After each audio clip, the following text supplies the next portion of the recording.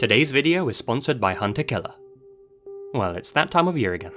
Summer's coming to a close, and spooky season is just around the corner. What better way to celebrate than by making your favourite warm drink, getting all cozy, and solving a murder mystery? Allow me to introduce Hunter Killer, the ultimate murder mystery subscription box.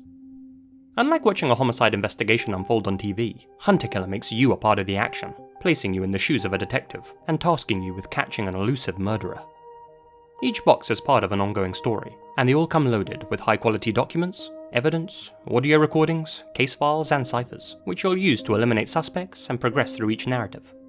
As you do, you'll slowly get closer and closer to identifying the killer and solving the mystery. Recently, my wife and I have been playing through the new Hunter Killer box sets, putting our heads together to figure out who blew someone else's off. They're a much more interesting and social alternative to just watching another movie together. It's not just a game for 1 or 2 players either. Invite your buddies over for a unique, analog game night that's bound to result in a few laughs.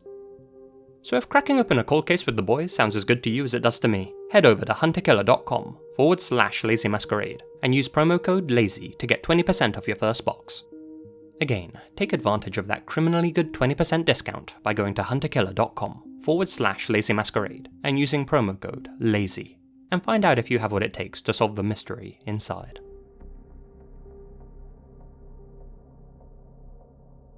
In October of 1965, Johnathan Paul Luna was born in New York City to low-income parents. He spent the majority of his childhood in the South Bronx's Patterson Housing Project, a high-rise, post-war public housing development situated near the iconic Yankee Stadium. Following its completion in the early 1950s, the tenants who flooded into the development were an eclectic mix of African Americans, Hispanics, and Southeast Asians. They shared their food, their music, and their culture, and, like with all peaceful, diverse communities, interracial marriages became increasingly common as time went by, and this is exactly how Johnathan's parents came together. His father being Filipino, and his mother being African American. They were poor, but they adored their son, and they supported him both materially and emotionally, and their support paid off. By the time Johnathan was in middle school, his intelligence and industriousness made it clear that he was destined for great things. After high school, Johnathan would attend Fordham University in his native New York City, before moving down to North Carolina to study law at Chapel Hill. Upon graduating with distinction, he gained a position at the prestigious Washington, D.C. law firm, Arnold & Porter, eventually using his experience to earn himself a job in Baltimore as an assistant United States attorney in 1999. It was a true rags-to-riches story. A young man from the South Bronx was now one of the United States' elite civil servants, and his paycheck most certainly reflected that. Johnathan was now able to provide his loving, supportive parents with the kinds of luxuries that would have been alien to them during their youth. It was a wholesome, heartwarming start to a brand new chapter in his life. But sadly, it was one that would also end in horrible and mysterious circumstances. By 2003, Johnathan and his obstetrician wife, Angela, had started a small family, and his career was going from strength to strength. It was also around this time that Johnathan became involved in a case involving Walter Poindexter and Dion Smith, 2 men accused of using their recording studio as a front to deal heroin. But it seems he had more on his plate than just a high-profile narcotics case. The previous year, Johnathan had overseen the prosecution of those responsible for a rather lucrative bank robbery. Some of the evidence in the case included huge boxes of unmarked dollar bills, some containing tens of thousands of dollars. Yet, at the end of the case, when all of the money was being accounted for, it was discovered that around $36,000 of it had gone missing. Despite his history of integrity and loyalty, Johnathan was horrified to discover that he was considered one of the main suspects. Following the discovery that Johnathan was in $25,000 worth of credit card debt and had suddenly come into around $10,000 that he couldn't account for, the case against him became very damning indeed. So while December of 2003 saw Johnathan focusing on the Poindexter-Smith narcotics case, we have to be aware that these corruption allegations were very much in the foreground for him. On the night of Wednesday, December 3rd, Johnathan was working late on some plea deals at the Baltimore courthouse. He'd already been home that evening to grab some dinner with his wife, but had returned to the office to finish up the plea deals for the Poindexter-Smith case. At some point after 11 PM, Johnathan received a telephone call. It's not clear who this call was from, but it was urgent enough for Johnathan to leave the office without his glasses.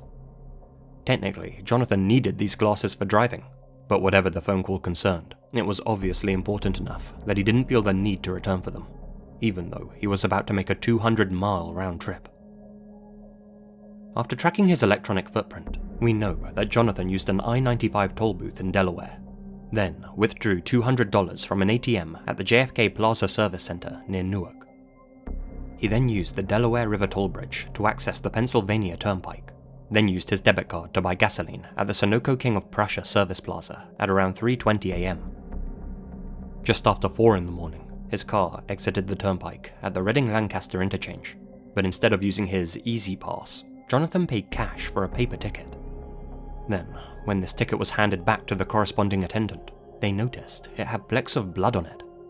Blood that was later confirmed to be Johnathan's. It's not known how he came to be injured in a way that caused him to carelessly leave blood on a toll ticket, but it certainly sets a grim tone for what would happen when Johnathan parked his car at the rear of the Sensenig and Weaver Well Drilling Company headquarters in Denver, Pennsylvania. Later that morning, at approximately 5 a.m., the first of Sensenig and Weaver's employees arrived to begin their shift.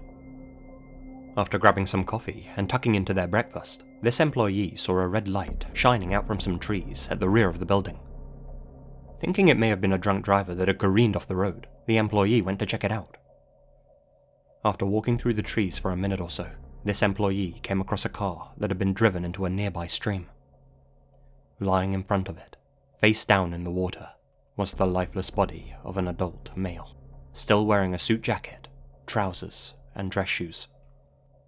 The Sensenig and Weaver employee rushed to call 911, and when police officers arrived on the scene, they discovered that the dead man was still wearing an ID card around his neck.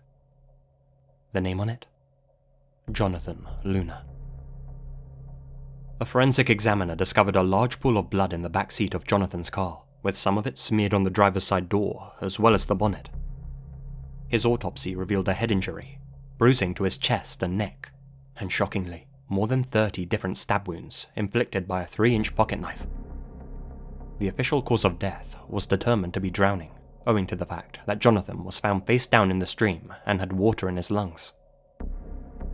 Pennsylvania's Lancaster County Sheriff's Office, as well as 2 separate coroners, all declared that Jonathan's death was an obvious homicide. Not only had they found a second blood type at the scene, but also a partial print from someone else other than the victim. Coupled with the grainy footage from one of the gas stations Johnathan had stopped at, which appeared to show him in the company of another man, the conclusion seemed obvious. Johnathan was murdered. However, for some inexplicable reason, the FBI essentially took over the investigation before swiftly declaring that Johnathan had actually taken his own life. The FBI agents explained that one of their reasons for coming to such a conclusion was Jonathan's lack of defensive wounds. Defensive wounds occur when a person tries to defend themselves from a potentially fatal attack, and often come in the form of stab wounds, slashes, and bullet holes to the hands, fingers, and forearms. But if Johnathan was sat close enough to his murderer, in the back seat for example, and he suddenly began stabbing him up close, this might adequately explain the lack of such injuries. The FBI also suggested that the shallow stab wounds to his torso were what they called hesitation marks. Forensic scientists define hesitation marks as any of a series of shallow cuts made by a person considering ending their own life. Yet surely these kinds of wounds are just as easily explained by the chaotic nature of a violent struggle. The FBI even put forth a reason for Johnathan taking his own life, saying it confirmed his guilt in the theft of the $36,000 from the Baltimore bank robbery case. Various other theories floated around for a while, some involving online dating sites, fake kidnappings, and an FBI cover-up.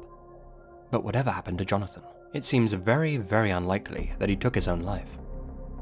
Of all of the methods with which a person might do so, death by 36 penknife cuts, followed by a shallow water drowning, is far from the quickest or most painless. And if Johnathan had planned to kill himself, why take out $200 if he didn't intend to spend it? And why drive 100 miles to a creek in the middle of nowhere? In a case like Jonathan's, the only thing we can truly be certain of is uncertainty. There are too many inconsistencies, too many unanswered questions. So for arguably the most famous law enforcement agency in the world to come out and definitively declare that Johnathan had taken his own life, that's very suspicious indeed. Interest in Johnathan's case has been widespread for quite some time, and in February of 2020, the Pennsylvania-based LMP newspaper requested that a judge unseal coroner's records pertaining to Luna's death. It took almost a year for Judge David Ashworth to announce that the documents would remain sealed, adding that releasing them would constitute, quote-unquote, a threat of substantially hindering or jeopardizing the open, active, and ongoing criminal investigation into the death of Johnathan Luna. So, it seems this latest development in the Luna case raises a new and much more sinister question. Just what exactly does the FBI have to hide?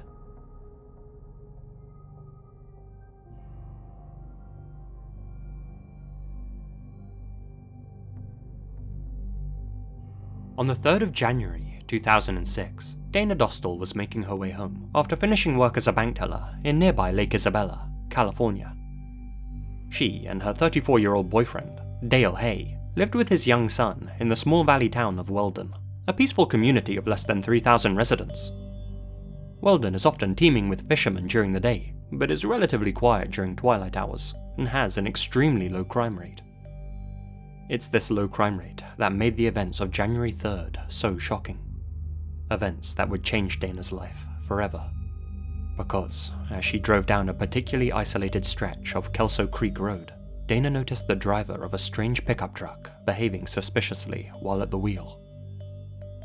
Dana later described the vehicle as a light-coloured, full-size pickup truck with a camper shell that was a shade lighter than the chassis. So I just remember the blaring bright lights, behind me. And I got to a part in the road where I was just like, this guy has to go around me, I couldn't see. So I slowed down real slow. And the truck went around me and kind of like slammed on his brakes in front of me. It seemed kind of like a cat and mouse. If I sped up a little bit, he was right on my tail, and I slowed down and he didn't pass. It just stayed, behind me. Naturally, the strange driver's behaviour made Dana extremely anxious, and the last thing she wanted to do was lead them back to her house. In response, she began to perform some impromptu, evasive driving manoeuvres, feinting turns, turning back on herself, or speeding up around some dangerous blind bends in order to put some distance between her and the faceless stalker. It was a risky move, but it paid off, and soon she couldn't see any pursuing headlights in her rearview mirror. Satisfied that she had escaped the truck driver, Dana returned to her home, shaken by the encounter, but glad she had avoided any potential danger. Yet, as she pulled into her driveway, Dana saw a pair of headlights appear at the entrance to her street. No, she thought. It can't be. But it was, and as the truck got closer, she realized it was the exact same vehicle that had been following her. Stricken with panic, Dana parked her vehicle, scrambled out of the driver's side door, and bolted towards her house. Having heard Dana's arrival, Dale's 9-year-old son ran to the front door to greet her, and, according to him, the strange truck drove off as soon as the driver laid eyes on him. By this point, Dana was inconsolable, and wept openly as she described the harrowing ordeal to her boyfriend. Dale was her rock. He had never failed her before, and he didn't fail her then. He assured Dana that he'd protect her, no matter what.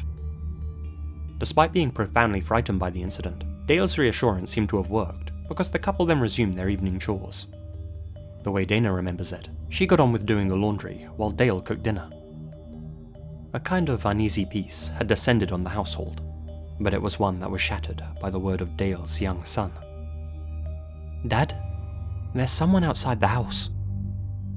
The couple walked into the front room of their home and saw a large truck that had parked facing the house. It was flashing its lights through the window. It was a sight that must have made Dana's blood run cold.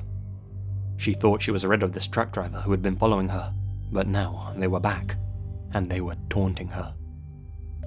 Dale was of course furious. He'd promised to protect Dana, and he meant every word of it. He stormed outside of the house with such ferocity that the truck driver sped off as soon as he emerged. Yet, just a short while later, they again returned. Still apoplectic with rage, Dale marched right out into the front yard, and as the truck driver tried to escape again, Dale began to follow them in his Jeep. Dale's young son, Willie, was getting more and more frightened by the minute, and with his father now gone, it was getting increasingly difficult to calm him down. As a distraction, Dana put on a movie for her and Willie to watch. This worked for a while, but as more and more time went by, Dana became increasingly worried for her boyfriend's well-being. When the movie had ended and Dale still hadn't returned home, Dana and Willie climbed into her car and went out searching for the boy's father. She'd barely driven a mile from the property when she discovered his Jeep crashed into a farmer's fence. Dale was slumped over in the driver's seat with a single gunshot wound to his head. He was rushed to the hospital, but was sadly pronounced dead on arrival.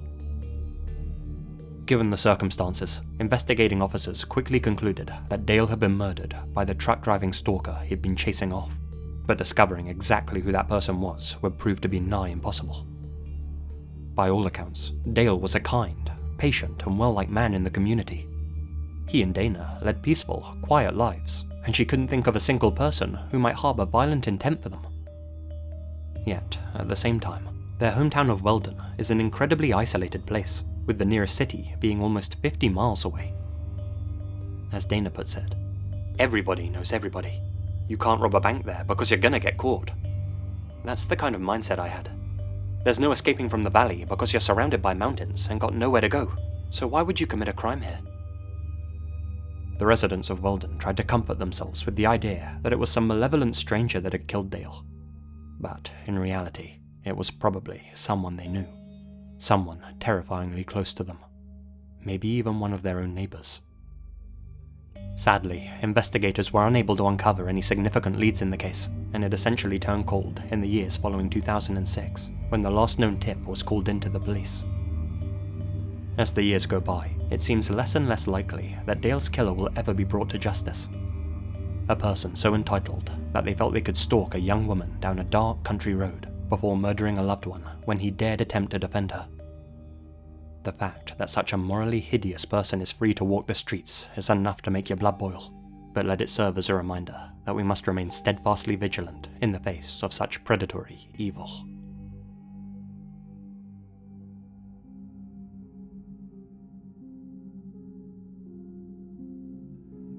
On the 1st of May 2014, 88-year-old World War II veteran Russell Dermond was going about his business in the small Georgia town of Eatonton. It was 2 days before Kentucky Derby Day, a widely celebrated calendar date among a certain section of older folks below the Mason-Dixon line, and every year, the Dermonds' neighbours threw a party to celebrate. Having grown up in central New Jersey, Russell had volunteered for the US Navy during World War II and had served with distinction in America's Atlantic Fleet. He met his wife, Shirley, around Christmas time of 1950, and the couple went on to have 4 children together. The couple was still very much in love in 2014, so when Shirley asked him to pop into town and pick up a few bits and pieces for the party, Russell was every part the dutiful husband. Yet little did the townsfolk and store clerks know that this was the last time anyone would see Russell alive. Come the day of the party, the neighbours quickly noted that Russell and Shirley weren't there. They'd never missed a year yet. But although their failure to attend was worrying, their friends and neighbours told themselves that there must have been an innocent, rational explanation. It wasn't until almost a week after Russell was last seen that someone thought to head over to the Dermond household and see if they were okay. After getting no reply from ringing the front doorbell, the concerned neighbour happened to try the doorknob and found the door to be completely unlocked. At first, the house seemed empty, and it took quite a while to properly explore the 3,200 square foot, $1 million property. It was only when neighbours entered the house's spacious garage that they discovered anything of note, and the discovery was a horrifying one. Russell Dermond's headless corpse was lying in a pool of blood on the floor of the 2-car garage. His severed head was nowhere to be seen. Terrified by this, the neighbour rushed back home to call the police, and soon their quiet, rural community was practically overrun with uniformed officers. They closed off the house and began combing it for evidence. 87-year-old Shirley Dermond was nowhere to be found, and neither was Russell Dermond's severed head. It soon became apparent that his killer must have taken it, possibly as some kind of trophy. Nothing had been stolen. There didn't appear to be any forced entry. Nothing to give police an idea of motive. Investigators made every effort to track Shirley down, but couldn't find a single trace of her. it was initially suspected that she had been taken by her husband's killer. However, just 1 week later, her body was discovered floating in a nearby lake by a group of horrified fishermen. Her killer, or killers, had attempted to weigh her down with concrete blocks, but her bloated corpse had broken free from its bonds before drifting to the surface. Forensic examiners determined that she had been killed by strikes from a blunt object, and that she hadn't been killed in the Dermond family home. To this day, Russell Dermond's head has never been found. Taking his head might have been an act of practicality rather than perversity. You see, it's possible that Russell Dermond's killer actually murdered him by shooting him in the head, and if the bullet was of a low enough caliber, there's a chance it didn't actually exit his skull. If that's the case, an intelligent killer may have considered the ballistic evidence, in which case they were faced with a very grisly prospect indeed. Saw off the man's head and take it with them, or leave behind the evidence. Given the presence of gunshot residue found in the Dermond home, there's enough conclusive proof that a gunshot was the cause of death. But the frightening reality is that it's actually more likely the killer removed Russell's head as a trophy, as surely they'd dig around for the bullet, pull it out, then dispose of the butchered head to distance themselves from the murder. Yet despite countless searches, Russell Dermond's severed head has never been recovered. Detectives began to intensively question the Dermonds' friends and family. They also scoured the couple's financial records for anything that might put them on the killer's trail.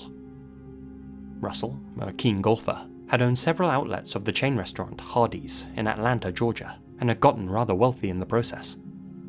It was purported that Russell may have made himself a few enemies along the way, but not a single person close to him could think of who that might be. Shirley Dermond had been a housewife. She had enjoyed gardening, playing bridge, and doing crossword puzzles. They lived a quiet life.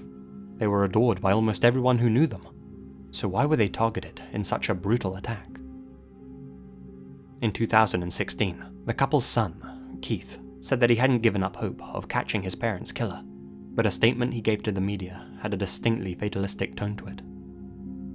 "It's very hard to catch somebody when you don't even know their motive. You have no clue as to what you're looking for. I always thought that, maybe it was some kind of serial killer kind of thing, just because of the weird things the guy did. But a lot of the times, serial killers are very hard to catch. They know what they're doing."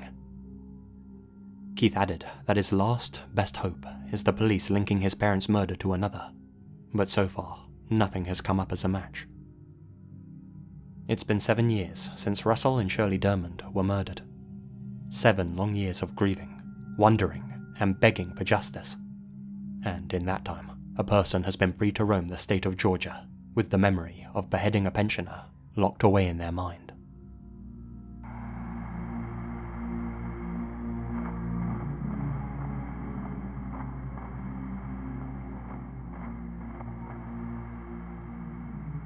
A big thank you to Sam Riding for writing the script for this episode, and also a huge shout out to my followers here on YouTube and over on Patreon, especially my biggest supporters: Amanda Hanson, Boise McSnatchy, Lydia Glassley, Phantom Knight, GreyWhiteRabbit, Alex Greensall, Alunír, Azrael Warakai, Charlie Lackey, Connor Louthan, Crawford K. McDonald, Event Horizon Records, Expand Dong, Gina Valera, Gracearchie, Infamous-senpapi, Leonardo Martinez, Lord 210, Mackenzie Griffin, Mira Lancaster, Monica Mendoza, Native Beauty, Natalie Escobedo, Peter Lolgerich, Philip Westra, Procupidine Natter, Ronnie Franklin, Sarah Ramirez, Sean M. Brenner, Silas Geist, Sloane Crawford, Taylor&Monica Gruenk, The Only Dorita, Ms. Crypto, Mrs. Yvonne Rankin, Damien Bennett, The New Ongoum 24,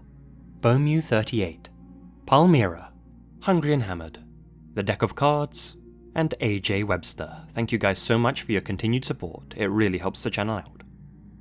Remember to smash that like button or I'll smash you. And remember, the best things happen in the dark.